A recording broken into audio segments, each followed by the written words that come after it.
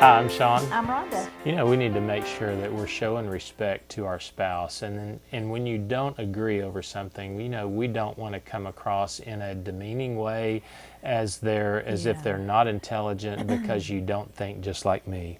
Contempt can come up in conflict, and I think it's kind of sarcasm out of control, basically, and Yeah. it can make the listener get embittered, and it's actually a predictor of divorce. Yeah.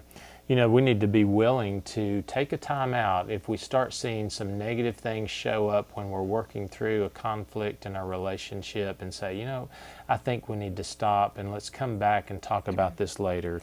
Yeah. I think of respect is I respect myself and I respect my spouse.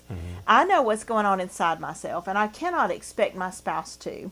So I therefore take responsibility to be self-aware. I know when I'm escalating and closing. And so it's up to me to politely and respectfully make my spouse aware of that. Yeah.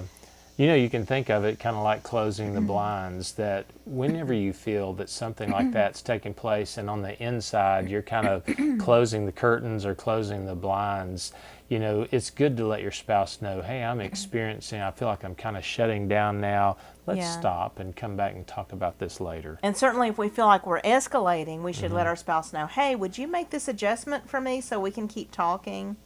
It might be tone of voice, facial expression, choice of words. It's fair to give them a moment to make an adjustment. But if they don't, we have to respect ourselves and our spouse, because there's certain things I don't allow myself to say to Sean, or certain ways that I might act. I don't allow those because Holy Spirit does not allow those. And I do not choose to grieve Sean or Holy Spirit. And so out of respect, we would take that time out. And we have to respect it if the other person asks for a time out. That's right.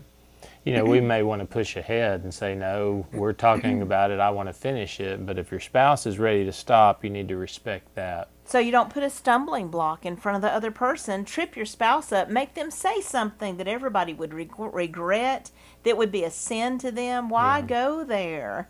If you need to stop, stop.